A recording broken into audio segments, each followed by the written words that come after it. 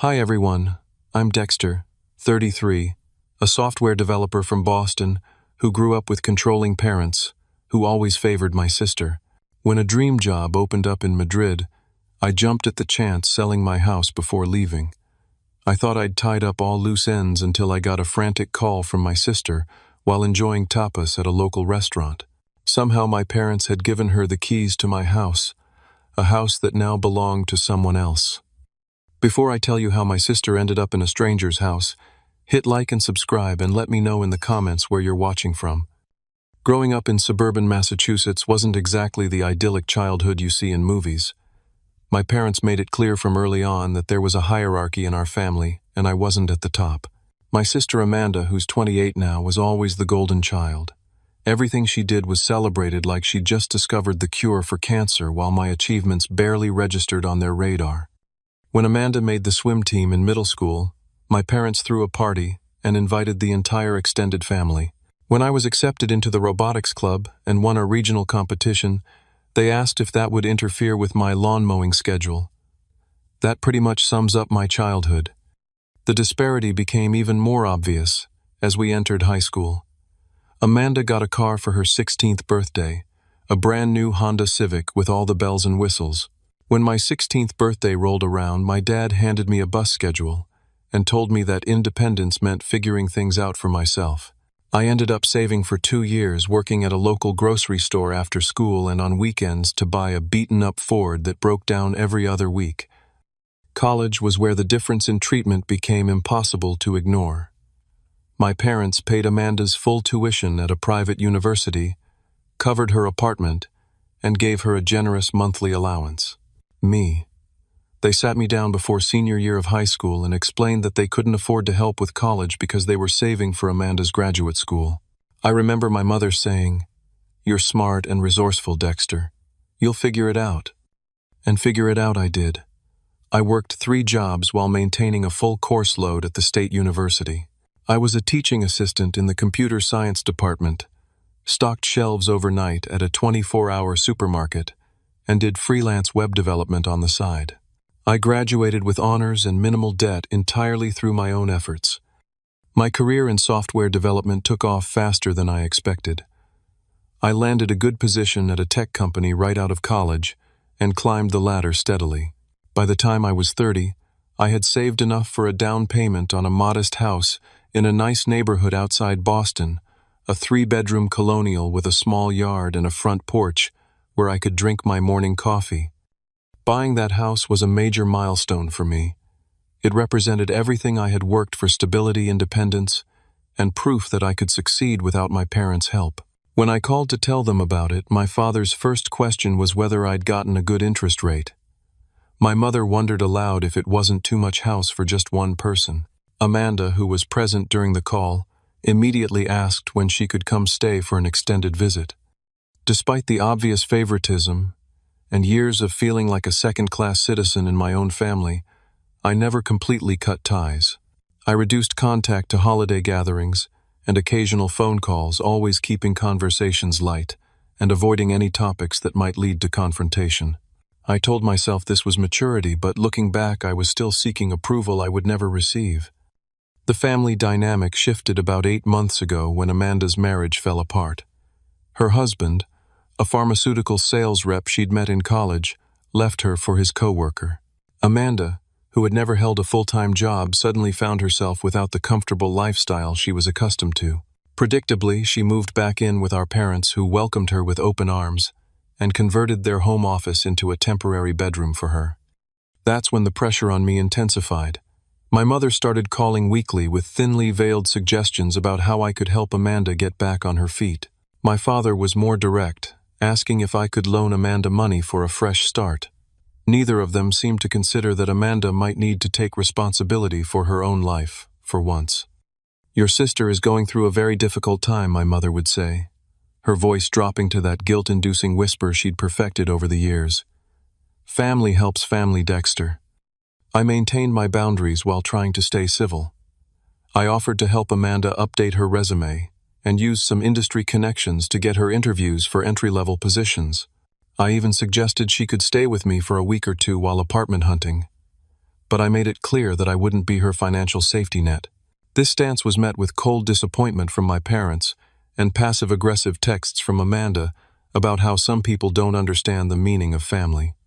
The tension was building, but I was managing it. Then came the job offer that would change everything.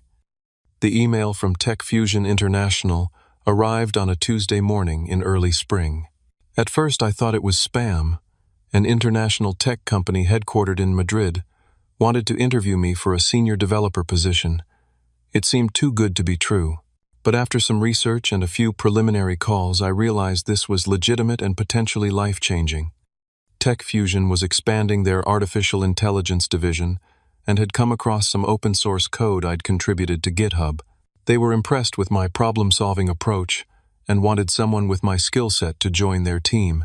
The position offered a substantial salary increase, comprehensive benefits, and most enticingly, the chance to live in Spain for at least 2 years.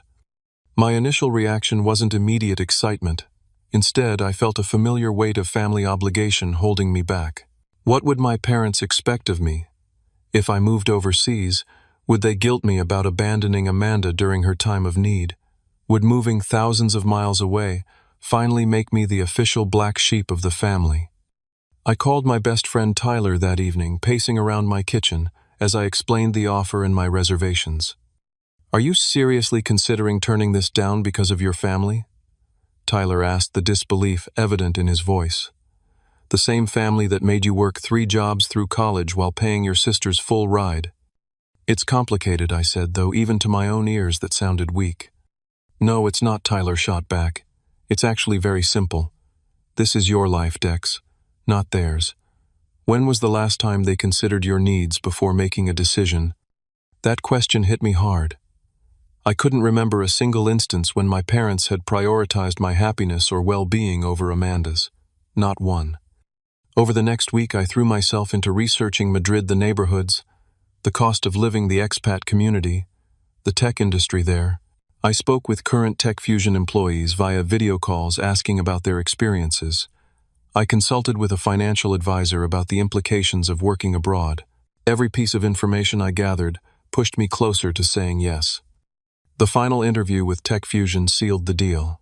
The team was brilliant and welcoming.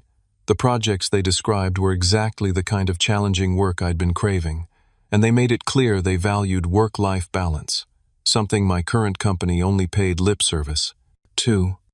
When the official offer came through, I accepted it within 24 hours. I would start in Madrid in 6 weeks. Telling my family was exactly as difficult as I'd anticipated.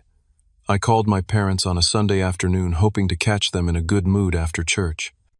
"Madrid, Spain," my mother repeated as if I'd said I was moving to Mars. "But why would you want to leave Boston? Everything you need is here." "This is a fantastic career opportunity, Mom," I explained, trying to keep the defensive tone out of my voice. "It's a significant promotion and a chance to work with cutting-edge technology." "What about your house?" my father interjected. "You can't just abandon property, Dexter. That's irresponsible."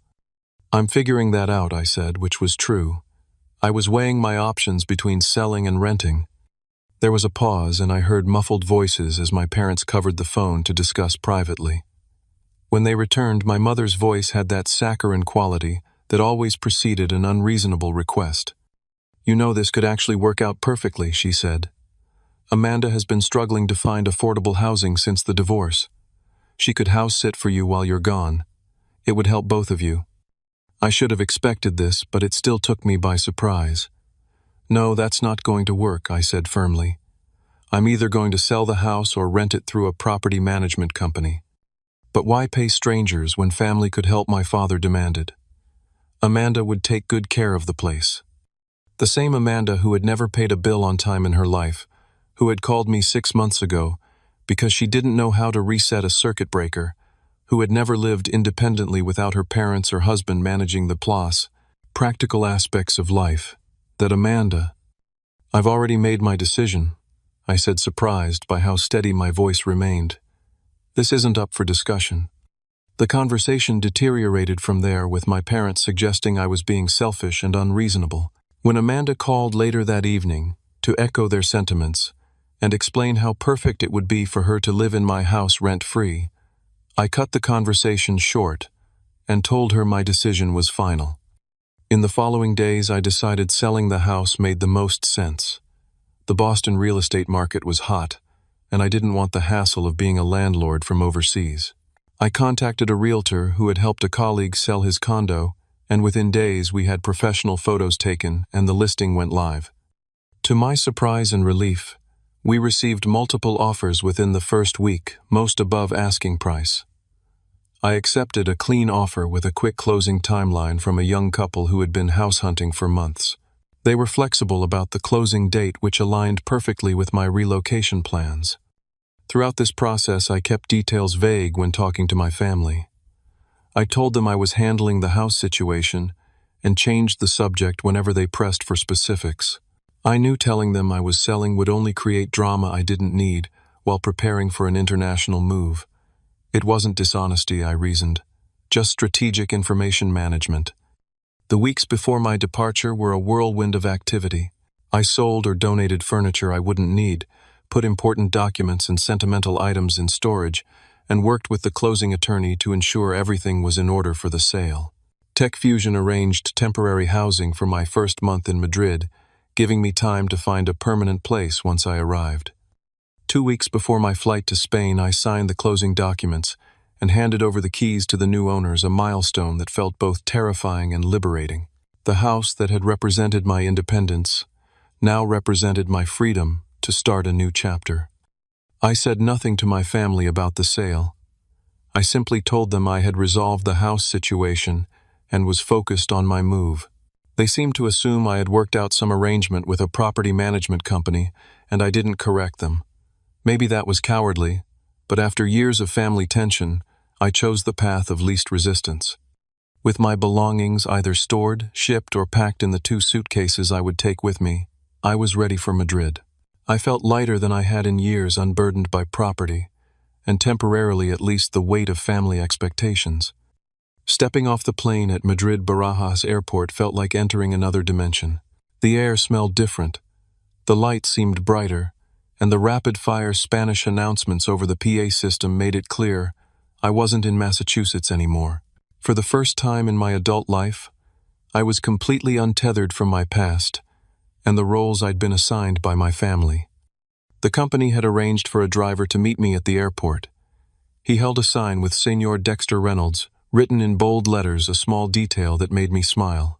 I wasn't just Dexter Amanda's less important brother, or the dutiful son who never quite measured up. Here I was, Senor Reynolds, the new senior developer from America, who had been specifically recruited for his expertise. My temporary apartment was in Chamberí, a residential neighborhood that balanced local authenticity with enough amenities to help an American adjust to Spanish life. The company had stocked the refrigerator with essentials and left a welcome basket with Spanish wine, olive oil, and a guidebook to Madrid. A handwritten note invited me to a team dinner the following evening. This level of thoughtfulness was foreign to me after years of feeling like an afterthought in my own family. That first night, jet-lagged but too excited to sleep, I sat on the small balcony overlooking the street. Below me, Madrid pulsed with life, even at 11 at night. People strolled unhurriedly, stopping to chat with neighbors. The sounds of laughter and conversation floated up to my perch. I sipped the welcome wine and felt something unfamiliar settle into my chest. Possibility. My first day at TechFusion exceeded my expectations. The office was in a renovated historic building with modern interiors, exposed brick walls alongside cutting-edge technology. My team consisted of developers from Spain, Germany, India, and Brazil, creating a rich mixture of perspectives and approaches to problem-solving. My manager, Elena, spent 2 hours introducing me to the team and outlining the projects I'd be working on. When she asked if I had any questions, I mentioned I was looking for a more permanent apartment. "We usually have lunch as a team on Fridays," she said. "But today is special because you're joining us. Everyone can give you advice about neighborhoods during lunch." That lunch lasted nearly 2 hours with animated debates about the best areas of Madrid for a single American in his 30s. Javier insisted that Malasaña was the only place to experience Madrid's true culture. Sofia countered that Salamanca would be more comfortable for someone still adjusting to Spanish life. Miguel suggested Retiro for its proximity to the famous park. No one rushed back to their desks, and Elena seemed to encourage the extended break. This was my first taste of the Spanish approach to work-life balance, productive intensity, during work hours but with space for connection and enjoyment. Over the next 2 weeks, I fell into a rhythm that felt both exciting and comforting. Mornings began with strong coffee at a cafe near my apartment, where the barista quickly learned my order and started preparing it when I walked in. Workdays were challenging but fulfilling with colleagues who valued collaboration over competition. Evenings and weekends became adventures in exploration, trying local restaurants, visiting museums, wandering through different neighborhoods to determine where I might want to live long-term. Miguel from my team invited me to dinner with his friends, a mix of locals and expats who welcomed me without hesitation. Sofia showed me her favorite hidden plaza where locals gathered on summer evenings. Javier insisted on teaching me essential Spanish phrases that weren't in any guidebook. These small kindnesses from relative strangers contrasted sharply with the constant judgment I'd felt from my own family. On my first Saturday in Madrid, I visited Retiro Park. The massive green space was filled with families, couples, and individuals all enjoying the perfect spring weather. I rented a rowboat on the small lake, something I would have felt self-conscious doing alone back home. As I lazily paddled around watching people picnic on the shores and street performers entertain crowds, I felt a profound sense of peace. My parents called via video that evening. I answered from my temporary apartment, genuinely excited to share my experiences with them despite our complicated relationship. "The apartment is so small," was my mother's first comment after I gave them a virtual tour, "and it looks old." "It's just temporary," I explained. "And it's actually in a historic building from the 1800s, which is why it has these amazing details." I pointed to the ornate molding on the ceiling. "Have you found a job yet?" my father asked, seemingly forgetting that I had moved for a specific position. "I already have a job, Dad. I moved here for it. I've been working at Tech Fusion for about 2 weeks now." "Well, how long do you think this phase will last?" my mother asked, her tone suggesting she was humoring a child's fleeting interest. "It's not a phase, Mom. It's a minimum 2-year contract, and if things go well, I might stay longer." The conversation continued in this vein, with my parents showing little interest in my new life, unless it related somehow to when I'd returned to Boston or how this affected Amanda. They didn't ask about my work, my colleagues, or my impressions of Madrid. When Amanda joined the call briefly, she immediately complained about a job interview that hadn't gone well, shifting the focus to her struggles. After hanging up, I sat on my balcony again, watching the lively street below. The contrast between my family's narrow focus and the expansive world I was discovering couldn't have been clearer. For the first time, I could see how their constant disapproval had shaped my self-perception. Here, 3,000 miles away, that fog was beginning to lift. The following weekend, I explored potential neighborhoods for a permanent apartment. Retiro had captured my heart with its proximity to the massive park, good transportation connections, and mix of traditional and modern elements. I contacted a rental agent who specialized in helping expatriates and arranged to see several apartments the following week. During a team lunch, I mentioned my plans to find a permanent place. "So you're really staying," Sophia said, not as a question but as an observation. "That's the plan," I replied. "I'm actually looking at apartments in Retiro." "Good choice," Javier approved. "Not too touristy but still central." "Will your family visit you here?" Elena asked casually. The question caught me off guard. The thought of my parents navigating Madrid's vibrant chaos, or Amanda complaining about the lack of American conveniences, seemed absurd. "I doubt it," I said honestly. "They're not big on international travel." "Then we will be your Madrid family," Elena declared, raising her glass in a toast that everyone joined. Family. The word had always carried such weight and complication for me, but here it was being offered freely without conditions or comparisons. As I clinked my glass with my new colleagues, I realized I was beginning to envision a long-term future in Spain, not just professionally, but personally. A future where I could define myself on my own terms, not in relation to Amanda or my parents' expectations. That night, I video called Tyler to share my experiences.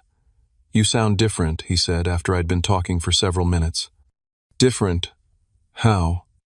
Lighter, happier, like you can finally breathe. I realized he was right. The geographic distance from my family had created emotional space I desperately needed. For the first time, I was living my life instead of reacting to their expectations and disappointments. As I prepared for bed that night, I looked at the map of Madrid neighborhoods I'd been studying. Tomorrow, I would see more apartments, continue exploring my new city, and take another step toward making this new life permanent. The thought filled me with anticipation rather than anxiety. I was 3,000 miles and an ocean away from the weight of family history, and I was beginning to realize that was exactly where I needed to be. The call came on a Wednesday evening, exactly 17 days after I'd arrived in Madrid. I was sitting at an outdoor table at a small restaurant in Plaza Santa Ana, savoring a plate of patatas bravas and watching the sunset paint the buildings in golden light.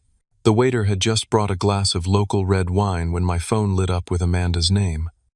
My first instinct was to ignore it.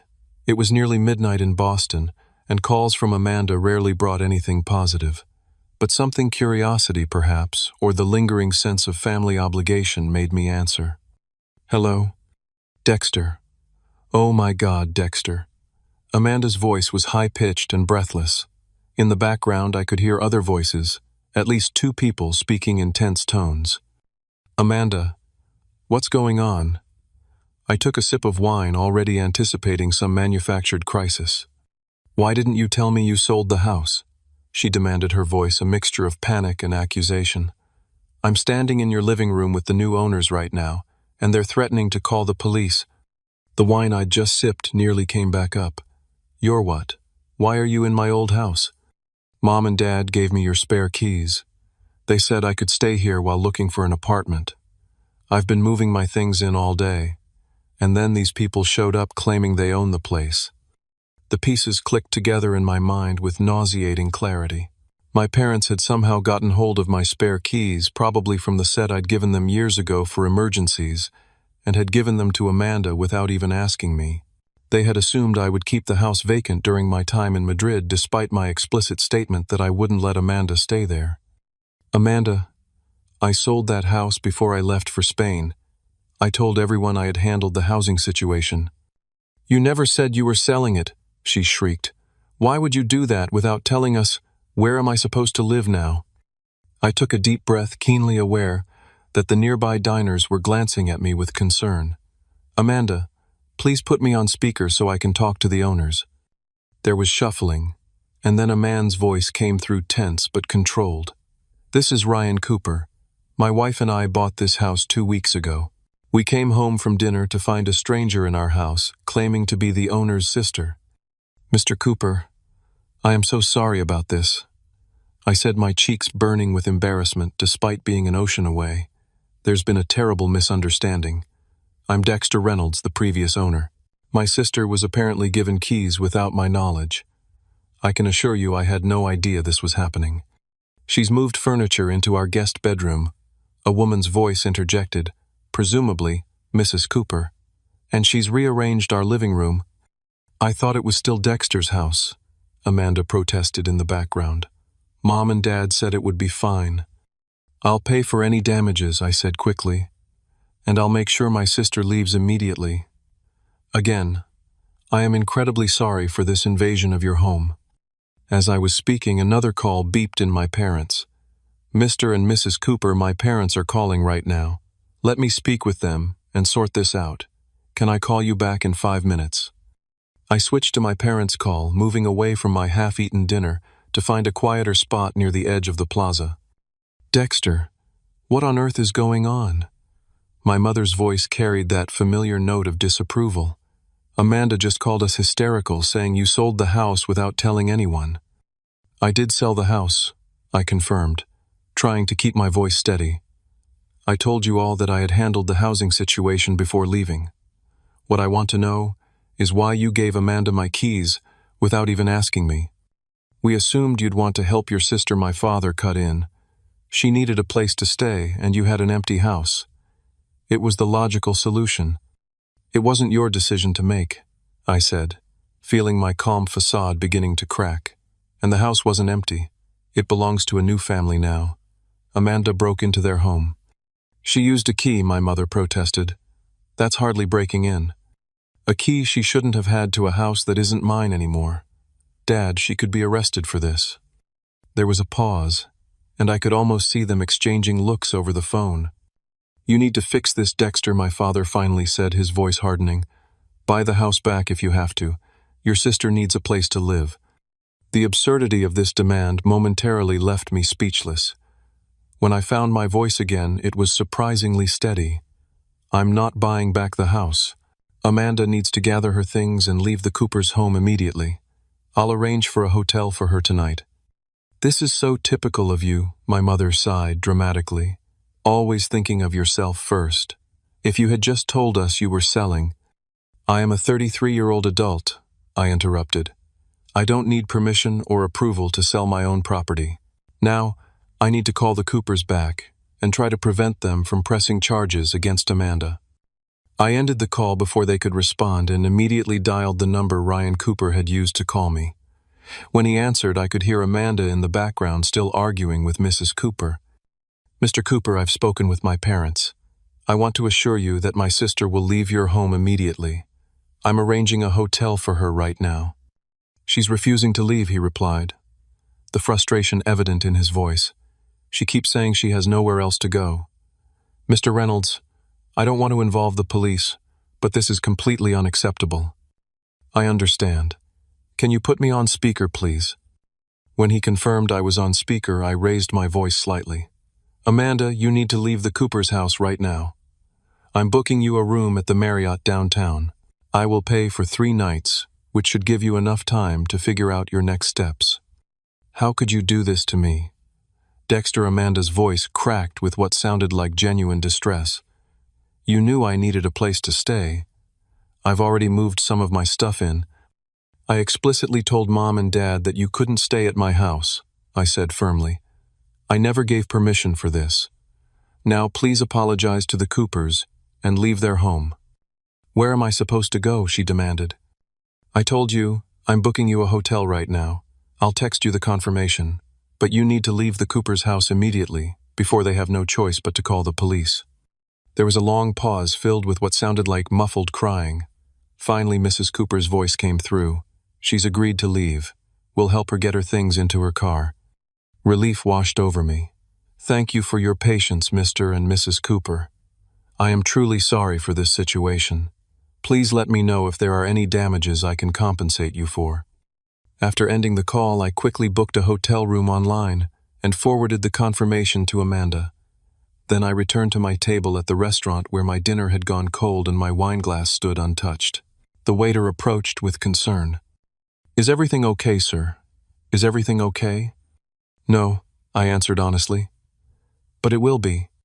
As I settled my bill, my phone buzzed with a text from Amanda. I hope you're happy now.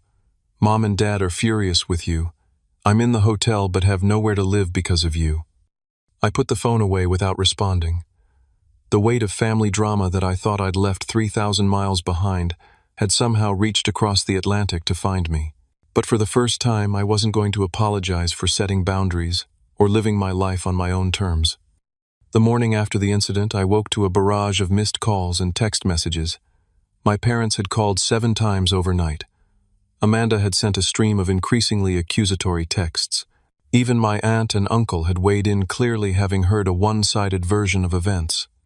I was scheduled to view apartments that afternoon, a step towards cementing my new life in Madrid, but the family crisis threatened to overshadow everything. Rather than let it simmer, I decided to address it head-on. I made a video call to my parents, knowing Amanda would likely be with them. They answered immediately. As expected, Amanda sat between them on their living room sofa, her eyes red and puffy from crying. My father's face was set in the stern expression I knew all too well from childhood, while my mother wore her martyred look of disappointment. Dexter James Reynolds, my father, began using my full name as if I were still a child. You have some explaining to do. Actually, I think you're the ones who need to explain. I countered, surprising myself with my directness. You gave Amanda keys to a house that wasn't mine anymore without even asking me first. You never told us you sold it, my mother exclaimed. How were we supposed to know? I told you I had handled the housing situation. I wasn't obligated to provide details of a private real estate transaction to anyone, including family. This is exactly the kind of selfish behavior we've come to expect from you, my father said, his voice rising. Your sister needed help during a difficult time, and you couldn't even keep your house for a few months to give her a place to stay. I offered to help Amanda in other ways, I reminded them. I updated her resume, connected her with job opportunities, even offered temporary housing while she looked for her own place. What I didn't offer was to keep a property I no longer needed so she could live rent-free indefinitely. It wouldn't have been indefinitely, Amanda interjected, her voice quavering. Just until I got back on my feet. And when would that be exactly? I asked. You've been getting back on your feet since your divorce 8 months ago. That's unfair, my mother protested. Amanda has been through a traumatic experience. So getting divorced means she's entitled to my house.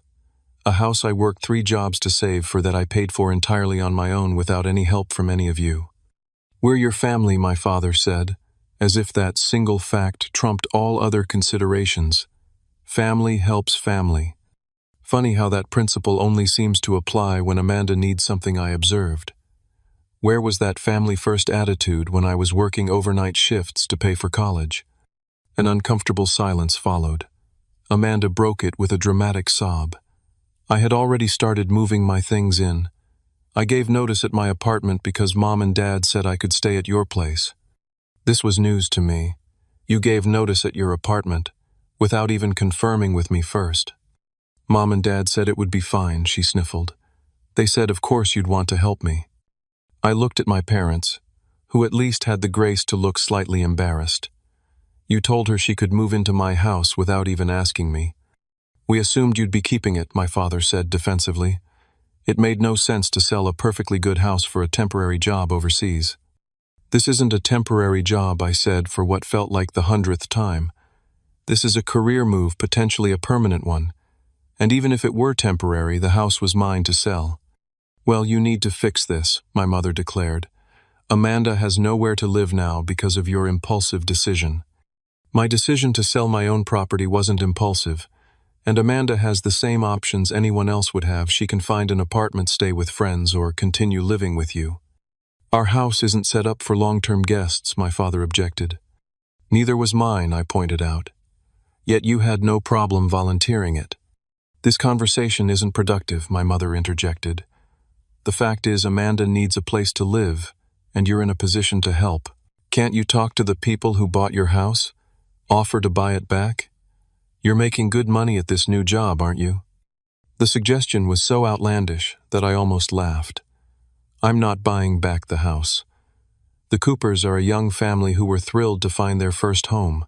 I'm not going to upend their lives because you all made assumptions about my property. Then what do you suggest? My father demanded. I suggest Amanda take the hotel time I've paid for to find her own apartment.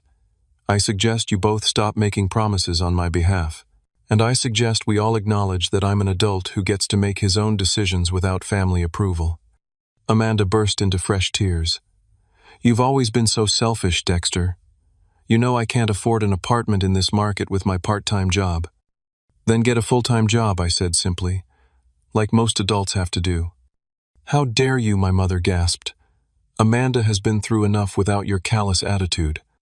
I'm not being callous, I'm being realistic. And honestly, I'm tired of being made to feel like the bad guy for having boundaries. My father leaned forward, his expression darkening.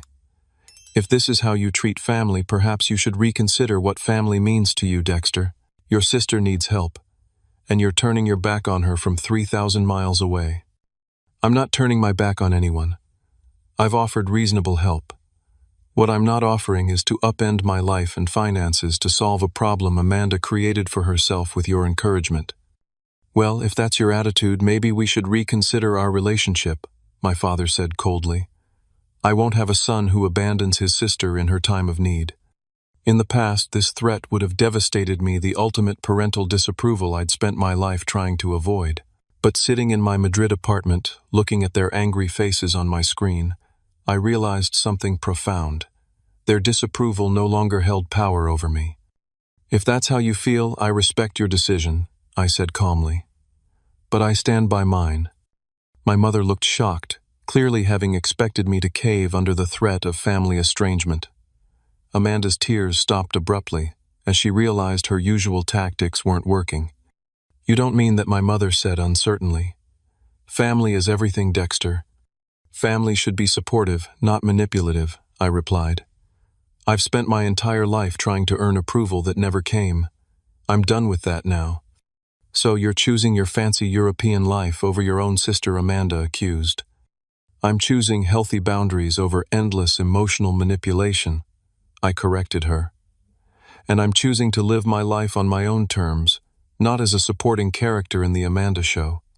"This discussion is over," my father declared, reaching for the end call button. "When you come to your senses and remember what family means, you can call us." The screen went black before I could respond. I sat in silence for a moment, waiting for the familiar wave of guilt and anxiety that usually followed confrontations with my family. Instead, I felt an unexpected sense of clarity and calm. My phone buzzed with a text from Ryan Cooper. "Just wanted to let you know your sister has removed all her belongings from our house. No damage done. We understand this wasn't your fault." I thanked him for his understanding and apologized again for the intrusion.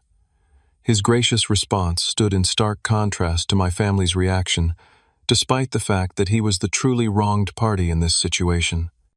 As I prepared to meet the real estate agent for apartment viewings, I realized I was standing at a crossroads.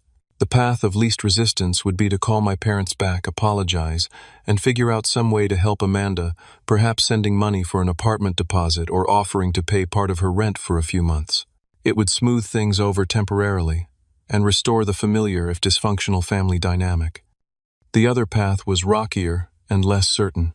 It meant maintaining the boundaries I'd established, accepting that my parents might actually follow through on their threat of estrangement, and building a life based on my own values rather than their expectations. As I locked my temporary apartment and headed out into the Madrid sunshine, I knew which path I was choosing. The aftermath of the confrontation with my family brought an eerie silence. For 3 days, no calls, no texts, no emails, a stark contrast to the barrage that had preceded it. In that silence, life in Madrid continued. I found an apartment I loved in Retiro, with large windows overlooking a tree-lined street and within walking distance of the park. I signed a 1-year lease with an option to renew, another step toward making Madrid my home. On the 4th day, an email arrived from Amanda. The subject line read simply, "I'm sorry." I opened it with caution, half expecting another guilt trip packaged as an apology. "Dexter, I've had some time to think about what happened. While I still wish you had told us directly that you were selling the house, I understand that I shouldn't have assumed I could live there without your explicit permission. Mom and Dad encouraged me to believe it would be fine, but I should have checked with you directly. I'm sorry for the position I put you and the new owners in." The apology was more self-aware than I had expected from Amanda. She went on to explain that she had found a small apartment she could afford with her part-time job and some savings from her divorce settlement. Our parents were helping with the security deposit. The tone was civil, even somewhat mature, though she couldn't resist, adding that she hoped I wouldn't abandon the family completely, just because of this misunderstanding. I responded with equal civility, congratulating her on finding an apartment and assuring her that I wasn't abandoning anyone, merely establishing healthy boundaries. I concluded by expressing hope that we could move forward with a more balanced relationship based on mutual respect. Her reply came quickly. "I think I understand. I've been doing some thinking about how things have always been between us. I never realized how different our experiences were growing up. Maybe we can talk about it sometime." This unexpected opening surprised me. For the first time, Amanda seemed to be acknowledging the family dynamic that had shaped both our lives in such different ways. I agreed that a conversation might be valuable, suggesting we give it some time first to let tensions settle. My parents were less quick to reconcile. A week after the confrontation, my mother sent a text that managed to be both an olive branch and a guilt trip. "We miss hearing from you. Hope your job is going well. Amanda has found a little apartment, no thanks to your help, but she's managing. Call when you can." I chose to focus on the positive elements of the message, responding that I was glad to hear about Amanda's apartment, and that yes, the job was going extremely well. I attached a few photos of Madrid landmarks I'd visited, extending my own subtle olive branch, without apologizing for standing my ground. 2 days later, my father called. The conversation was strained but civil. He didn't mention our argument directly, focusing instead on neutral topics like the weather in Boston and a baseball game he'd attended. Near the end of the call, he cleared his throat in the way he always did before saying something difficult. "Your mother and I have been talking," he began. "We may have overreacted about the house situation. We should have asked you before telling Amanda she could stay there." Coming from my father, this qualified as a significant apology. I accepted it for what it was without pressing for more or offering unnecessary apologies of my own. "I appreciate that, Dad. I hope we can move forward with better communication." "That seems reasonable," he agreed, his tone suggesting this was as far as he was willing to go. "So tell me more about this Madrid job. Is it really something that could be permanent?" It wasn't a full reconciliation, but it was a start. Over the following weeks, communication with my family slowly resumed, though with a different quality than before. I was more direct about my boundaries, and they were somewhat grudgingly more respectful of them. Amanda and I had several conversations about our childhood and the family dynamics that had shaped us both. While she didn't fully acknowledge the preferential treatment she'd received, she did admit that our parents had created an unhealthy dependency in her that she was now struggling to overcome. Meanwhile, my life in Madrid flourished. I settled into my new apartment, decorating it with local art and furniture that reflected the city's blend of traditional and modern aesthetics. My Spanish improved from rudimentary to conversational, allowing me to navigate daily life with increasing confidence. At work, I took on leadership of a key project, earning recognition from senior management. The expat community I'd connected with became a kind of chosen family. Sunday brunches with Sophia and her boyfriend, weekend hiking trips with Javier and his friends, cultural events with colleagues. These relationships developed naturally without the weight of obligation or comparison that had characterized my family interactions. About a month after the house incident, I received an unexpected email from Ryan Cooper, the new owner of my former house. He attached photos of the renovations they'd completed on the kitchen, a project I'd always wanted to do but never found time for. "Thought you might like to see how the house is evolving," he wrote. "My wife and I wanted to thank you again for handling that awkward situation with your sister so promptly. We understand family complications and appreciated your professionalism. If you're ever back in Boston and want to see how we've made the place our own, you'd be welcome for dinner." This simple gesture of goodwill from someone who had every right to be angry touched me deeply. I thanked him for the photos and the invitation, promising to take them up on it if I found myself back in Boston. As spring turned to summer in Madrid, I realized I hadn't thought about my family's approval in weeks. The constant background anxiety that had accompanied me throughout my adult life. Am I doing enough? Will they finally be proud of me?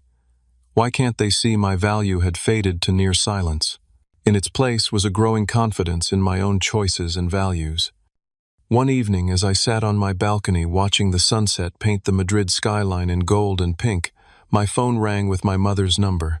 I answered with a neutral hello, unsure what to expect. "Dexter," she began, her voice lacking its usual edge. "Your father and I have been talking, and we've decided we'd like to visit you in Madrid. If that's something you'd be open to, of course." The request caught me completely off guard. In all our years as adults, my parents had never expressed interest in visiting me, not when I bought my house, not when I received promotions, not for any milestone in my life. "You want to come to Madrid?" I repeated, buying time to process the request. "Yes," she said, sounding uncharacteristically uncertain. "We thought it might be nice to see this new life you've built. And to try to understand better." In that small hesitation, I heard something I'd rarely detected from my mother, an admission that there might be something she didn't fully understand, and a willingness to learn. It wasn't a complete transformation, but it was a start. "I'd like that," I said honestly. "Madrid is beautiful in the fall. The tourist crowds are gone, and the weather is perfect. Then we'll look at flights for September," she said, relief evident in her voice. "And Dexter, thank you." As I ended the call, I realized that standing my ground hadn't resulted in the family estrangement I'd feared all my life. Instead, it had created space for a potentially healthier relationship, one based on mutual respect, rather than obligation and comparison. I didn't harbor illusions that one visit would transform decades of family dynamics, but it was a step in a new direction. The Madrid sun dipped below the horizon, bathing my balcony in twilight. Below, neighbors gathered at sidewalk cafes, sharing meals and conversation. In this moment, 3,000 miles from where I began, I felt something I'd been chasing my entire life. The quiet certainty that I was exactly where I was supposed to be living, a life of my own choosing. 6 months have passed since that fateful evening when Amanda found herself in a stranger's house.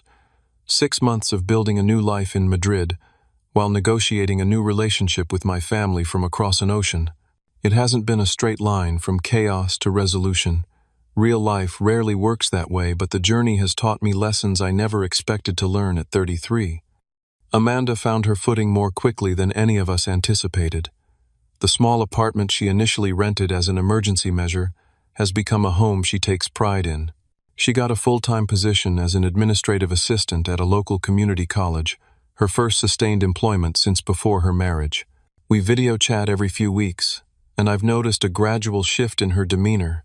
Less entitlement, more self-reliance. She recently mentioned she's started therapy to address her dependency patterns, a step I quietly celebrated. My parents visited Madrid in September as planned. The 4-day visit had tense moments, particularly when my mother compared everything unfavorably to Boston, but there were breakthroughs too. My father expressed genuine interest in my work, asking questions that showed he was truly listening to my explanations.